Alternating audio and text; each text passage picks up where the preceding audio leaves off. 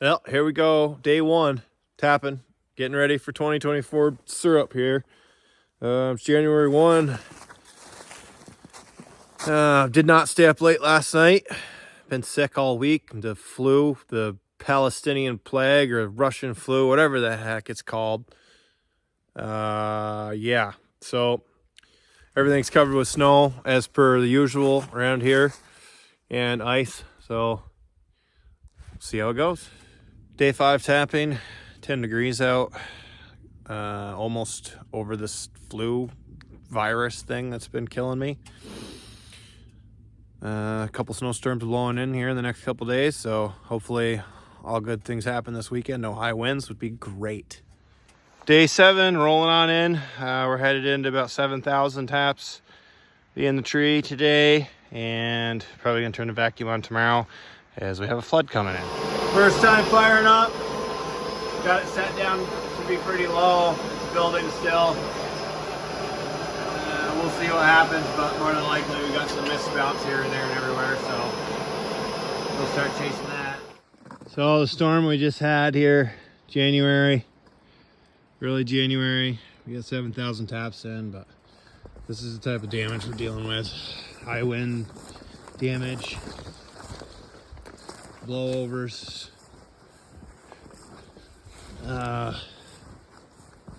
yeah, just every main line I go to is worse than the last, basically. So real fun. You want to be a sugar maker? Just look at that. So I think the loss of those two trees right there, I think I'm up to 8 or 10 taps now so far, and 7,000 that I've been able to check. Not fun. We're about half tapped. So like 8,500, 9,000 in, and it's just never ending with this wind damage.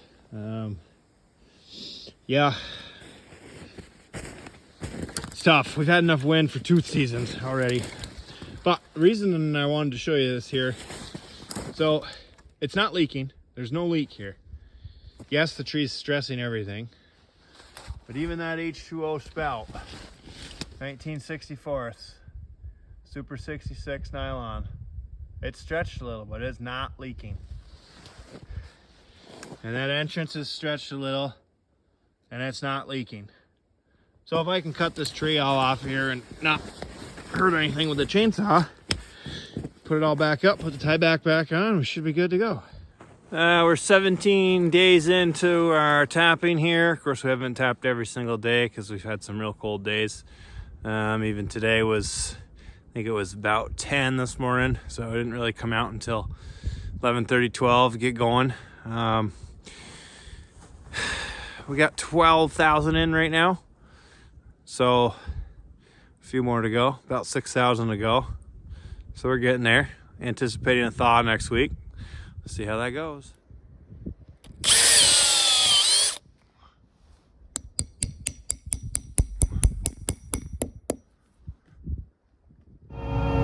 The upper lot is 7 miles away, so we're taking the big guns up. Our new to us Yanmar V12 loader headed up to bucket out. It's about 2 inches across, and then there's a foot of snow or so, so not really gonna plow it out with anything else, I guess. I rode the snowmobile in here yesterday to see what was going on, how bad some of the wind damage was into this lot. And now I'm just trying to open it up today. It's not that much snow, but I tell you what, it's holding this 100 horsepower, 16,000 pound loader back pretty good. You know, usually I use my 12 foot angle blade, but I didn't dare bring it. I figured I would need this bucket. I guess I was right, because yeah, I can't go very far with it. It's got such a crust on it. The snow's got a lot of weight to it. It's so wet. Yeah, it's kind of annoying. It's a good thing that I got the chains on, sort of. Right side chain's trying to fall back off. D-ring's broke. That's how that goes.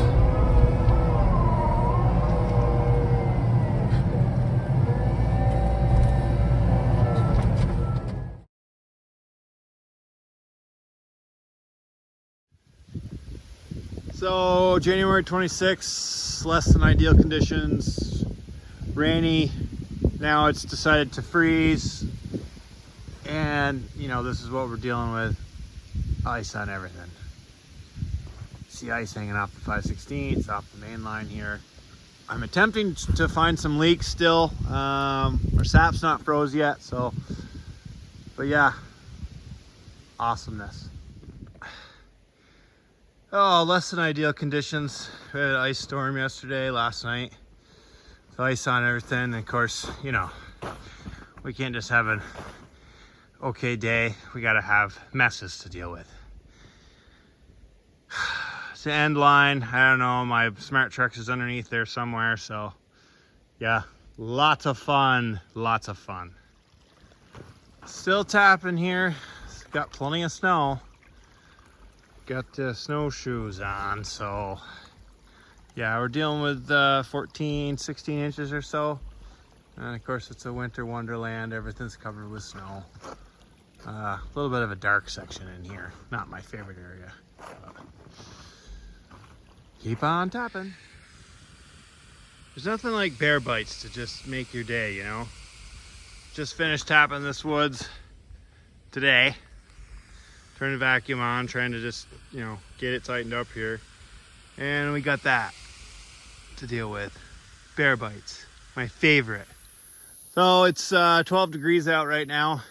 And this lot, we finished tapping last Friday, got the vacuum on, just been kind of chasing some big leaks around as they pop up. This leak wasn't here yesterday. As you can see, there's a little bit of frost on this. You can hear that. And so let's see what we got here. Walk up this 5/16 line. Oh, look at that.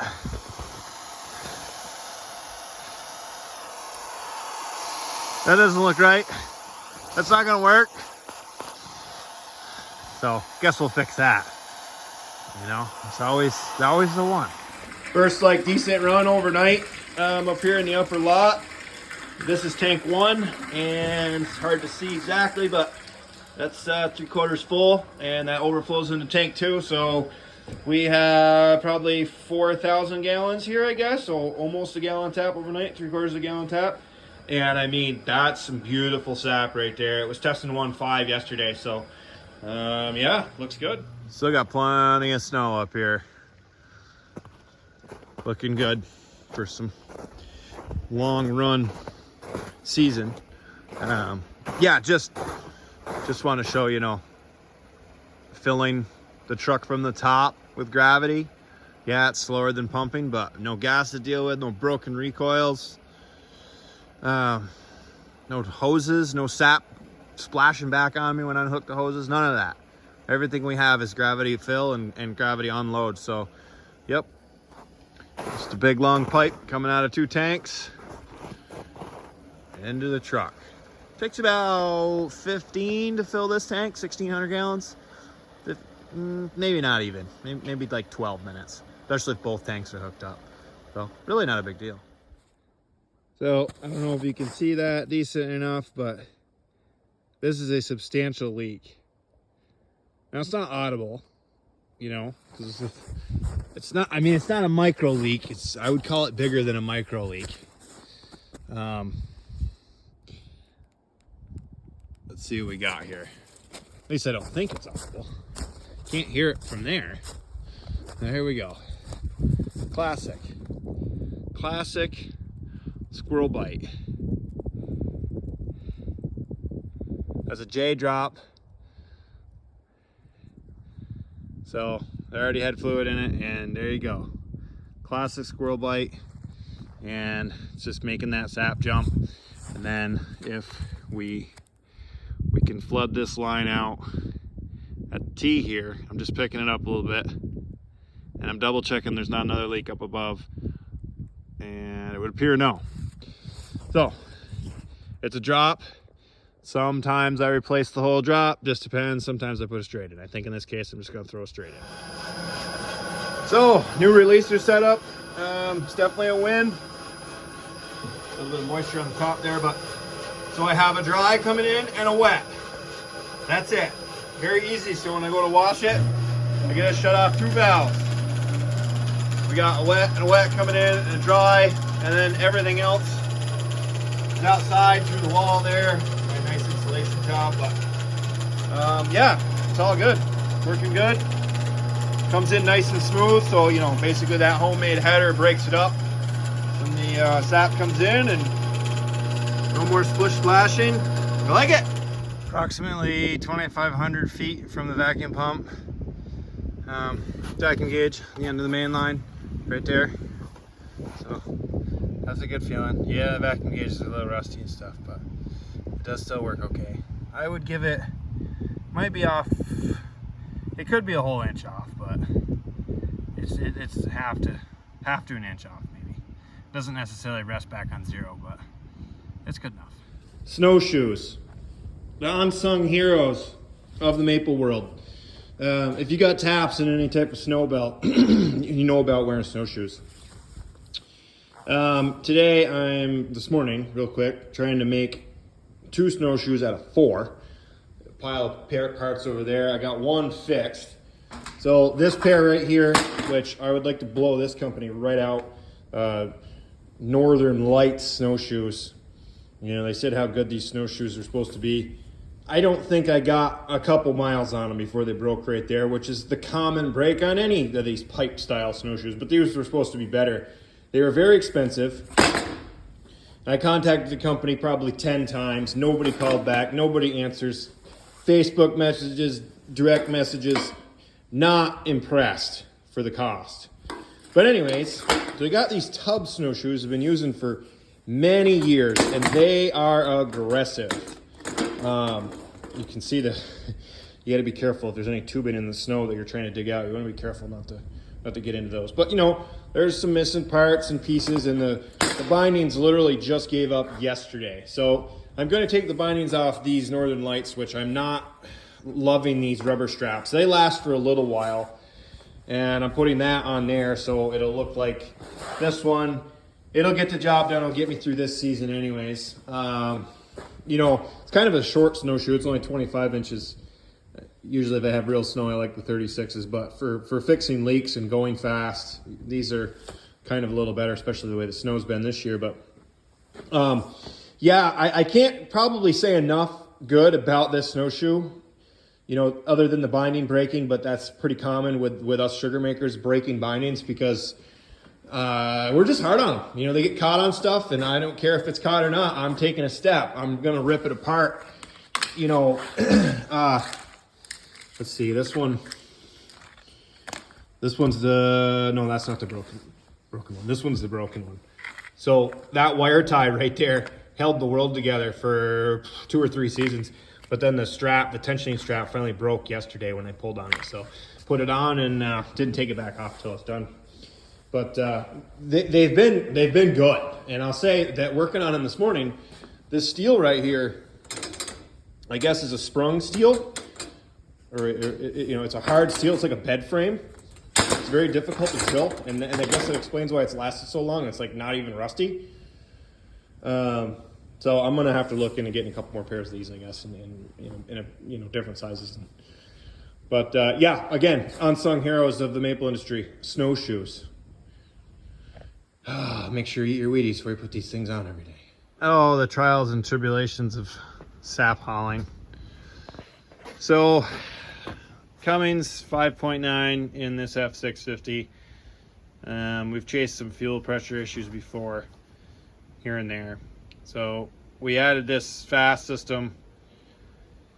It's supposed to flow some more fuel and keep a little more pressure to the pump. I guess these pumps don't. This is a model 2000, model year 2000. So I guess these engines need they need to see like 14 psi all the time, basically, and lots of flow. But anyways, mounting this thing in there has just been not that great. You know, it's not really designed for this truck. It's designed for a truck with a body on it and a fuel tank and everything. So, you know, just getting it on here and hooking it all up has been a bit of a chore. The first way we had it mounted apparently didn't like it. The air was an issue and didn't want to run correctly, so made some changes to the mounting, and Yeah, pretty expensive little doodad here, but should take care of the issues.